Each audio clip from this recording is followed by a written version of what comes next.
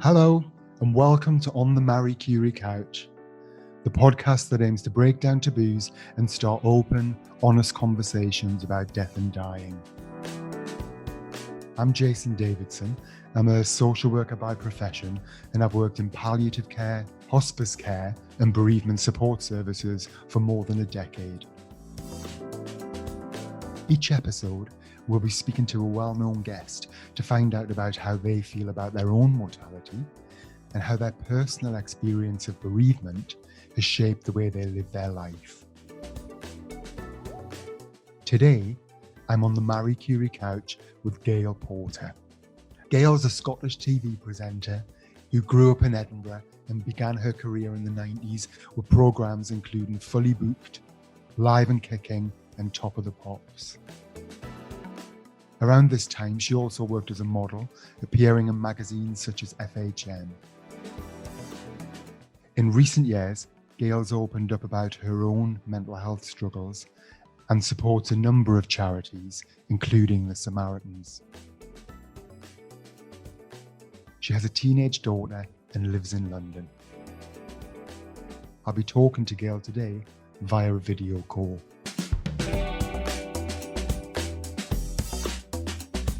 Gail Porter, welcome to the Marie Curie Couch. Thank you very much.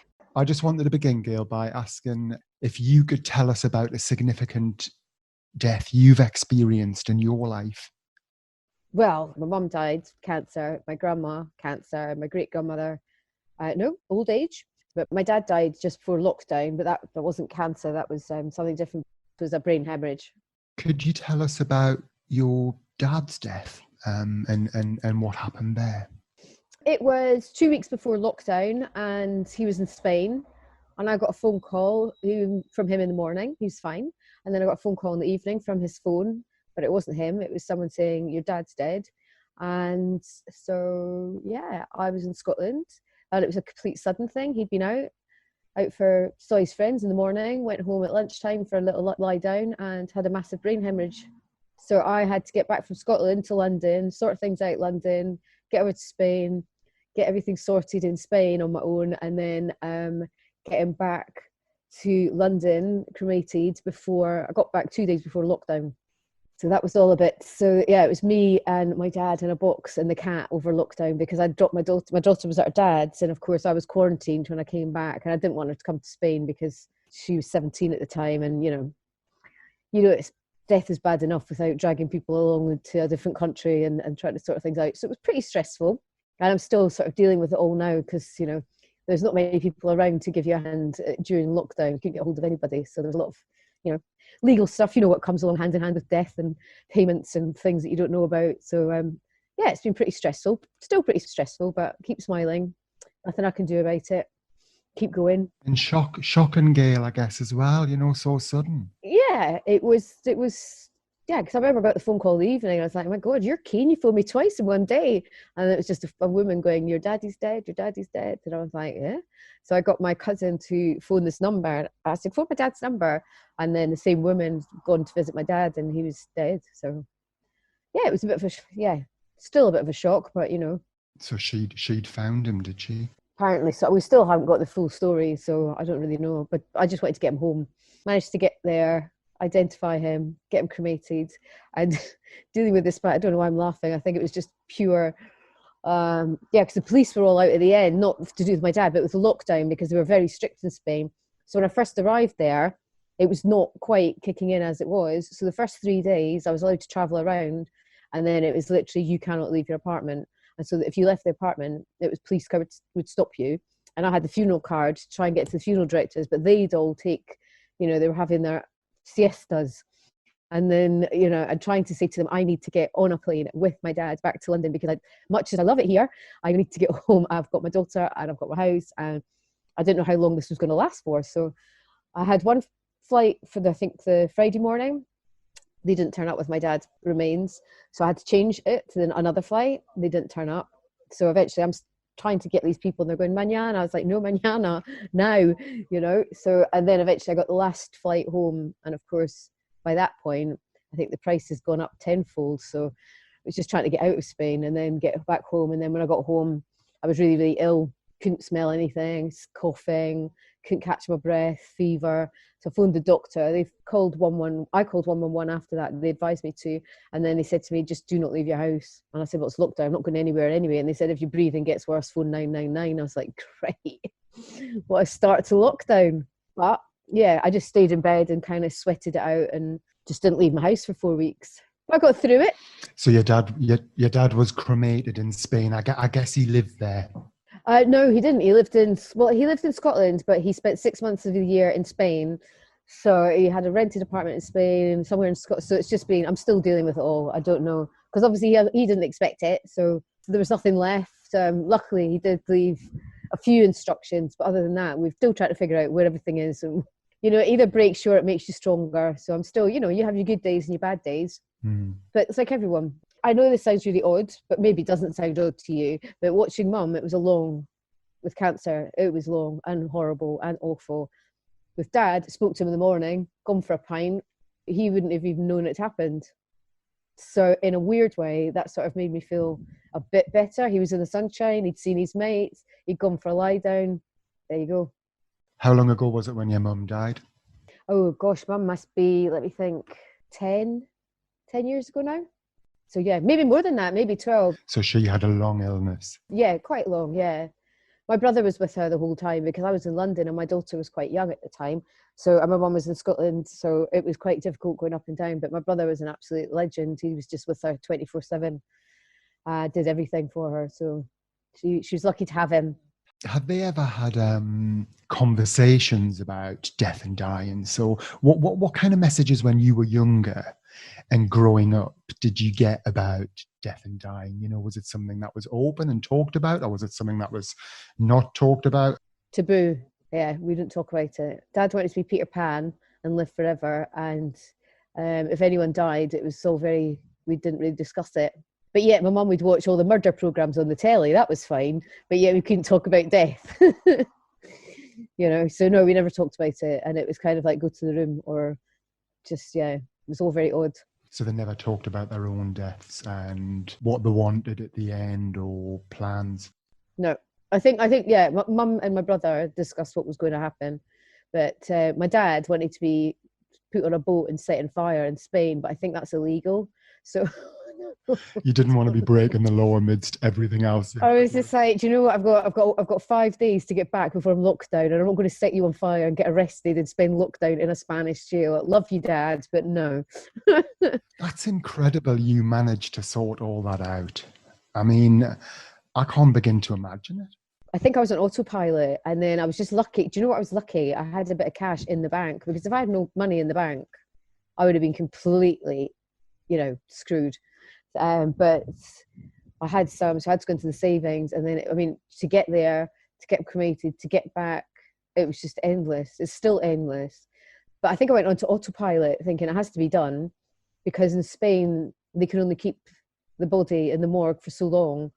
And then, so you need to come out now. And I was like, they're going, have you got anybody else that can help you out? And I said, well, not really. I had a few friends that said, you know, we'll come. And I was like, yeah. And then when it got down to it, I thought, no, that's not fair.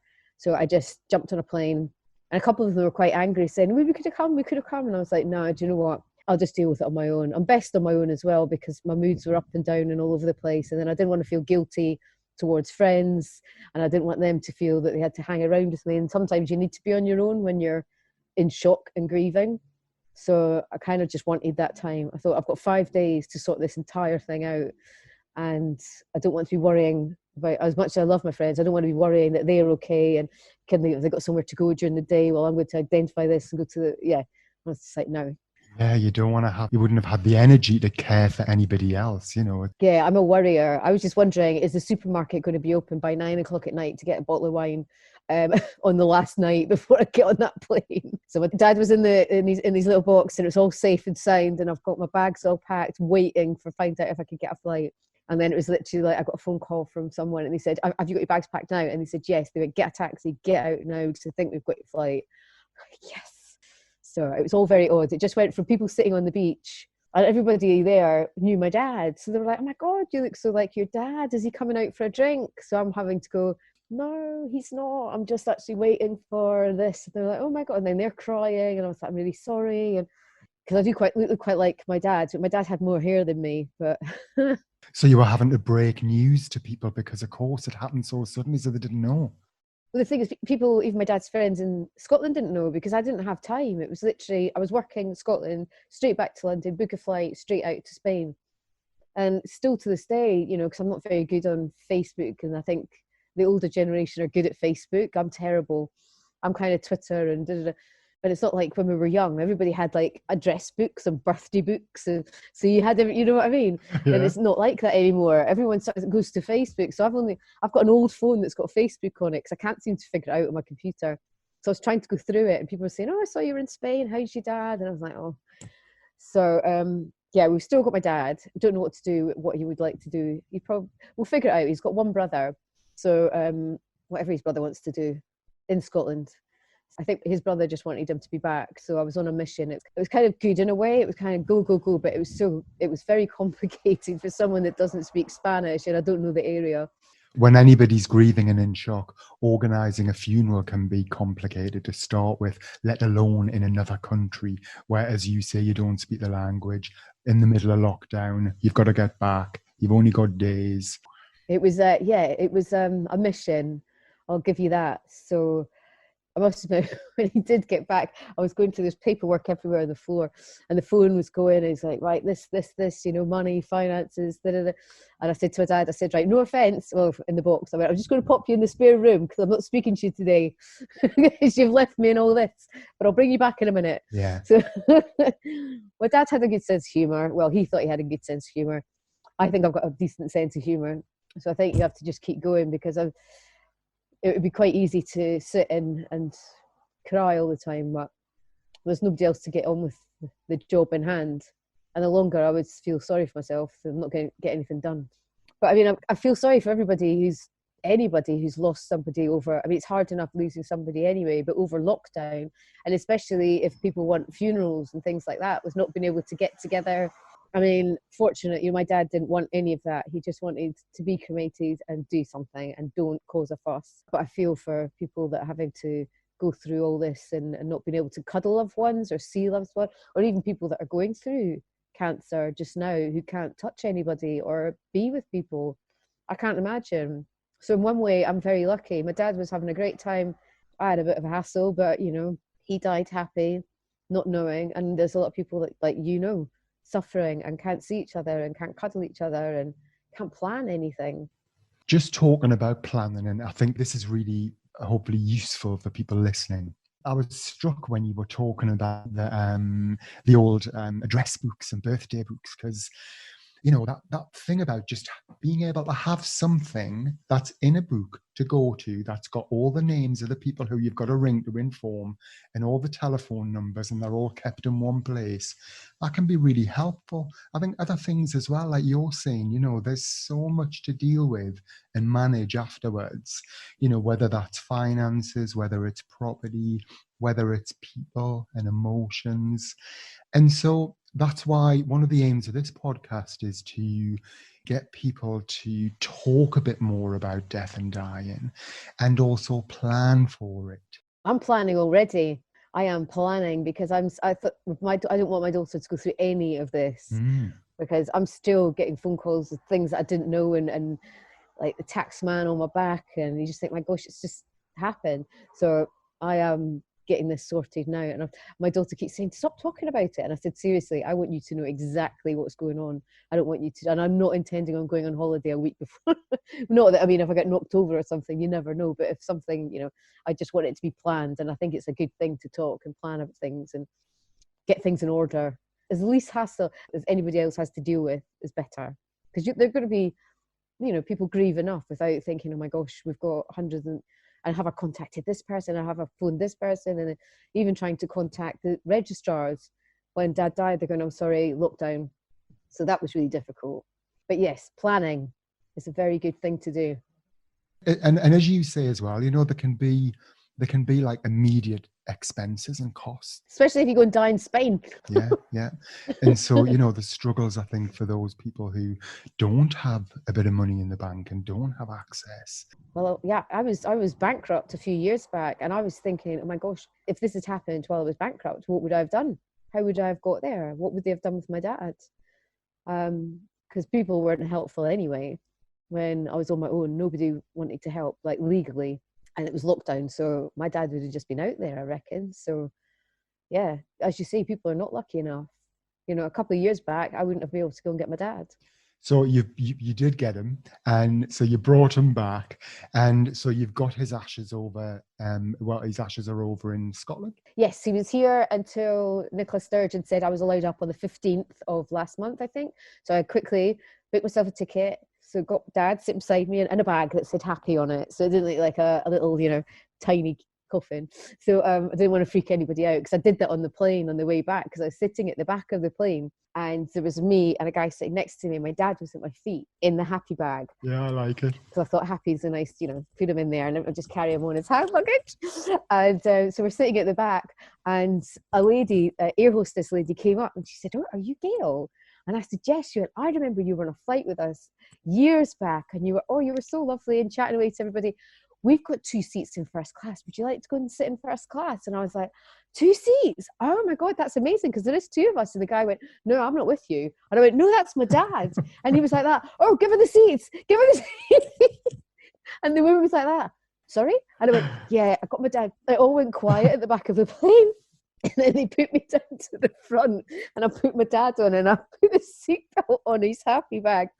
And we've got the 2 trays down. And she went, "Do you want 2 bottles of miniature wine?" I went, "That'll be great." Yes. So I had them first, and my dad came home first class. How nice. I know. So so he was here until the 15th, and I took him up to his brothers, because his brothers stays mostly at home over lockdown, but he wasn't feeling great, so I thought it'd be nice to take my dad up, so at least he's at his brother's house, so they can have a bit of time together. So I took him up, left him there. Was your dad and his brother born and brought up in Scotland? Yes, they were Edinburgh boys. So there was 3 of them, but they lost their other brother. But my dad and his brother were really close. So he wanted him back. So he's back there, and then I'm leaving him with his brother to decide what we do with the ashes. The coronavirus pandemic has triggered a wave of bereavement across the country and taken away our ability to be with loved ones and grieve in traditional ways. Marie Curie's new Memory Cloud is an online space to reflect on a loved one's life and share special memories with your friends and family. Visit memorycloud.org.uk. Gail, lots of people listening to this podcast, we know people who are grieving or they're bereaved, and people tell us, they find it helpful hearing about other people's experiences. I just wanted to ask, what helps you with your grief? Well, at first it was a complete nightmare, because obviously lockdown, but obviously talking to people is a good thing, but sometimes you don't want to. I'm one of the ambassadors for Samaritans, right? The Samaritans, and do you know what? They've helped me loads, because sometimes, I don't know how other people feel, of course we're all different, but sometimes you don't want to, as much as your friends are all lovely and wanting to come round or do, well, obviously they can't do it now, but they want to send you something, or they want phone me anytime. Sometimes that gets a little bit overwhelming for me. I've got quite big mood changes. Mm-hmm. And when you've got like 10 phone calls, everybody's meaning well, but you've got a whole bunch of stuff to organise, and also you need a bit of peace and quiet. So sometimes switch the phone off.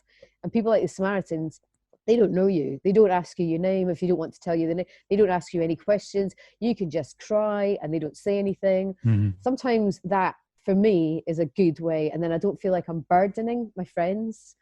I also tell my friends now, if I don't answer, I'll send you a text or something. I'm not being rude. It's just sometimes I don't want to talk. Mm-hmm. And if please don't take it offensively, because a lot of them were like, "Oh my God," it was constant phone calls. So I think people, for me, Samaritans, where you're not answering any questions, you're not saying anything, you're just suddenly crying. And also, once I was allowed out, getting some fresh air, and just, whether I'm running or put some music on or watch a film, but nothing sad. It has to be something a wee bit uplifting. I don't know, everyone's different. My daughter always keeps my spirits up. She's, now she's 18, 18-year-old. That's another worry. So, it keeps my brain busy. But yeah, it's each individual. Just don't lock yourself away. It's very easy to lock yourself away, and it doesn't help. And, if you think about it, I know my dad would hate it if I was sitting crying all day long. And I know my mum would be the same if my brother was me or my brother were doing the same. So it's easier said than done, because, grief is one of those things that never leaves you ever, but you don't want it to ruin your life as well. And the person that's gone wouldn't want your life to be ruined. So you can grieve and try and be positive. And remember, I get out quite lots of funny photos or funny bits and pieces or silly things that, people have said, or try and get people to send you funny anecdotes of nights out or something like that. Just something funny. You think, oh yeah, instead of thinking of, having to go and identify a body and come home thinking. So yeah, that's why I like thinking about my dad going first class in a box and freaking out the other passengers. So there's a dead body in there, yeah? Yeah. All right. Cheers, everyone.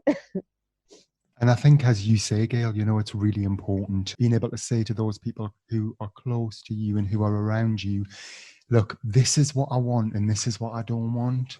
And I know that it's all well-intentioned, but actually for me, I'm a worrier. And so if I'm getting 10 phone calls, I'm going to be thinking about 10 people. And then I'm going to be totally overwhelmed by that, because I might just want to drop you a text and not talk. And so I'm just letting you know. And I think it's important sometimes to spell those things out, isn't it? If you do know what you need and if you do know what helps you. My daughter said that to me actually the other day, because I took Honey to Edinburgh for her 18th, and a lot of people I hadn't seen. So I arranged a few people to sort of get together for dinner, so all tables across so we could see each other. And then so I thought we'll do that the first night, and then I'm chilled and I'm not, because I hadn't seen anyone since Dad had died, and it's my daughter's 18th, so it was kind of like celebrations. Are you okay? Is everything all right? Okay, we'll do it all in one night. But then the phone didn't stop. I was only there for 2 days with my daughter, and then every time the phone went, my daughter was like, do not answer it and stop stressing and stop going, I'm really sorry, I'm with my daughter. You've told everyone you're with me. Switch your phone off. I was like, yeah, I'm just worried. She's like, don't worry about anything. Switch the phone off. And, it's difficult, because even though I said to everyone, just give me 2 days with my daughter, and I really appreciate the fact that you want to. And then I was getting more and more stressed the more they kept going, are you sure you're okay? Are you definitely okay? I'm like, oh my gosh. And he was just like, switch. You've told them you want to be on your own with me. Stop worrying about everybody else, because you're just not enjoying yourself now. So yeah, that's the good thing. It's just tell them, and then don't panic like I do. So if someone said to me, please just give me a couple of days, I would give them a couple of days. I wouldn't phone them every 2 minutes going, are you sure you want that couple of days? Yes, I'm definitely sure. Sounds like wise words from your daughter. Yeah, she's very, I don't know where she gets it from. I worry about everything. She worries about nothing. Well, she's a studious one. She's very clever, sits down, does all her studying, got everything in, she knows what she wants to do, when she wants to do it. Me, I don't know what's happening. Don't know what day it is. Is everyone okay? Oh my gosh, should I do this? Oh, can I carry someone's suitcase? Are you allowed to touch that? Oh, I don't know what to do. Oh, I'm staying in. That's me. Panic. Always worrying. Gail, you were saying earlier that you have been thinking about your own, death and planning for it, so that actually that's become important, because you don't want to leave your daughter, yeah, with loads of stuff to have to manage when, or deal with or sort out when she will be, grieving. Yeah. And hope she is. Well, like just a week, just even a week, just a bit of a week, have a bit of a party or something. Yeah.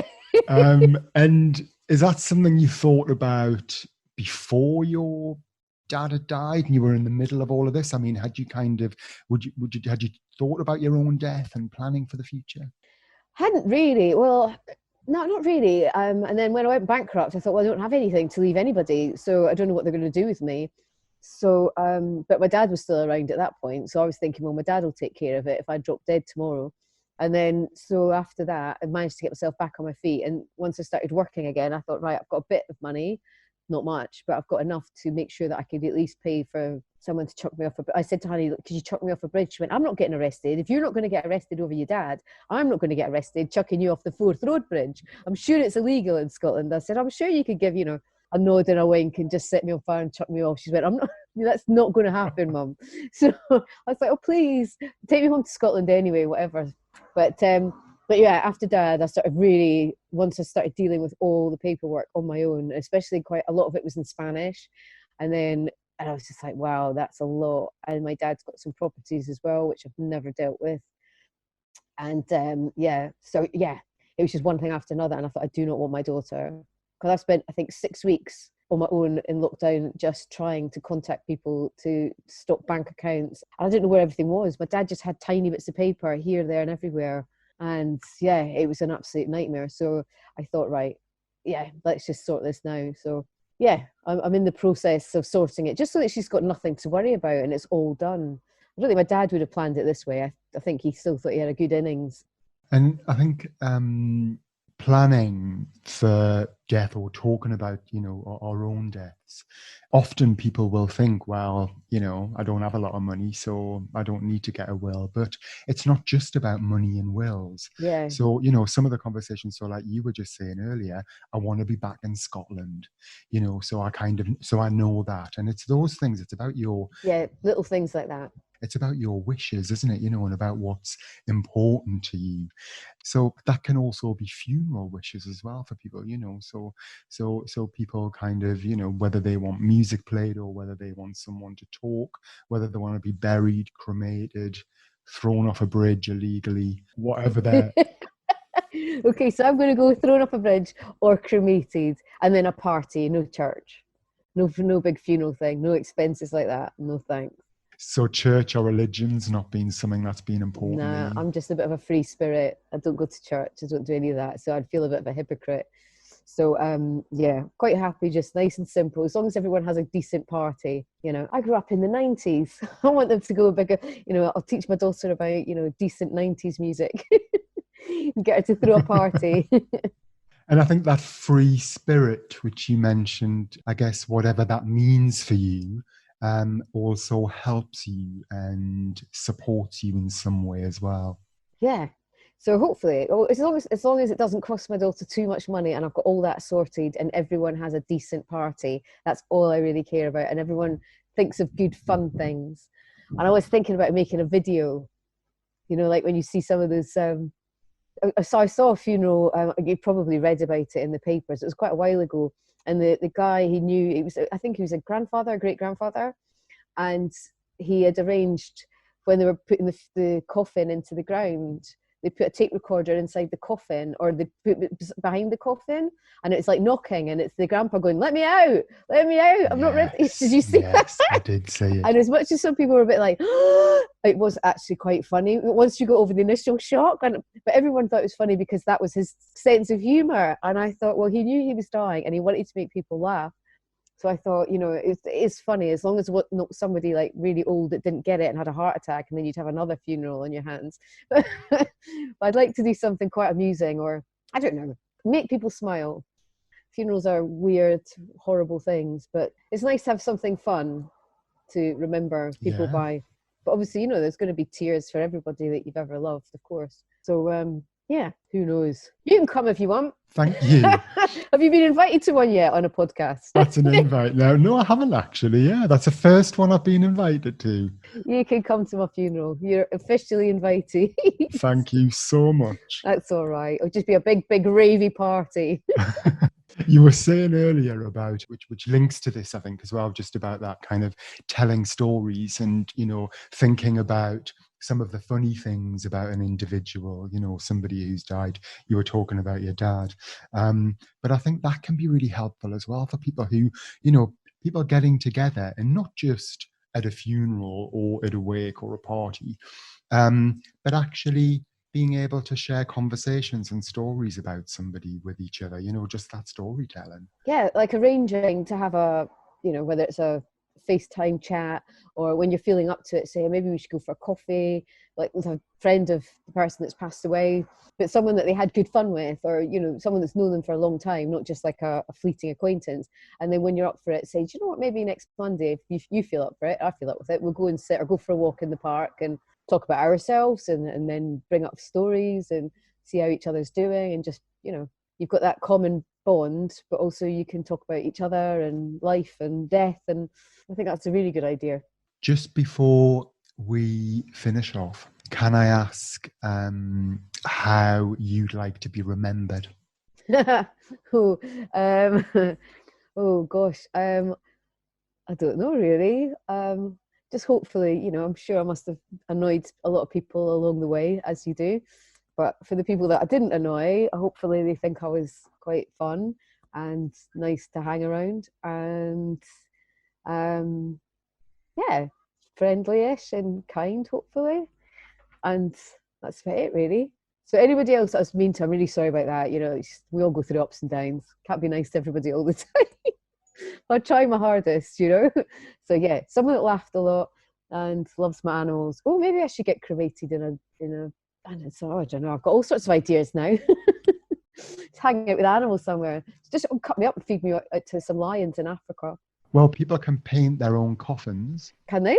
Oh, I'm useless at art. I'll get my daughter to do it. You could have an animal themed coffin. My daughter would hate that. I have to take into consideration what she would like, because we used to go to those places where they do the pottery and you can paint everything. Yes. So hers would all come out perfect, and mine would come out. The guy would go, "Oh, bless you." I tried, for goodness sake. When we were young, when I was young, it was trampoline parties. See, I could do that as a funeral. Trampolines, but not with me. And they ask, can you imagine Ashley's go, oops, I wouldn't go on the trampoline. My friends can go on the trampolines and I can watch from a box, and then they can go and have their jelly and ice cream. So Gail, for people listening who might be caring for somebody with a terminal illness or might be grieving, is there anything, thoughts you might share, or something you might say that is helpful? Gosh, well, for anyone just be kind to yourselves, for carers and people that are grieving, be kind to yourself, because the person that you're caring for or the person that you're grieving for, they wouldn't want you to push yourself to a limit where you're actually not enjoying your own life, because we only have one. So as much as you want to be there all the time and spend all your thoughts and worries for the person that's passed away or the person that you are caring for, you need a break. So if you are caring, ask for help, take a break, don't feel guilty, because you can't, that person that you're caring for, they might not be able to say to you, but might be thinking it, going, just go and do something nice for yourself, and they're just not able to get the words out. But yes, make sure that you look after yourself and be kind to yourself. And if you need to have a blowout and, go and dance in the front room without crying and then go back to doing your duties, then go and do it. No one's going to think badly of you. You're doing a great thing, and it's a hard thing to do, caring and grieving. And you got to look after yourself. Such an important one, isn't it? It's such an important message. And it really is. Gail Porter, thank you for joining me today on the Marie Curie Couch, for being so open and honest and telling your story, and it's been a joy to meet you. Thank you so much, Jason. So that's all for this episode of On the Marie Curie Couch. We hope it's got you thinking about matters of life and death, and perhaps starting those conversations with your own friends and family. Marie Curie's here to help. From planning ahead to coping with bereavement, you can talk through any concerns you have around the end of life with our support line team, which also includes specially trained nurses.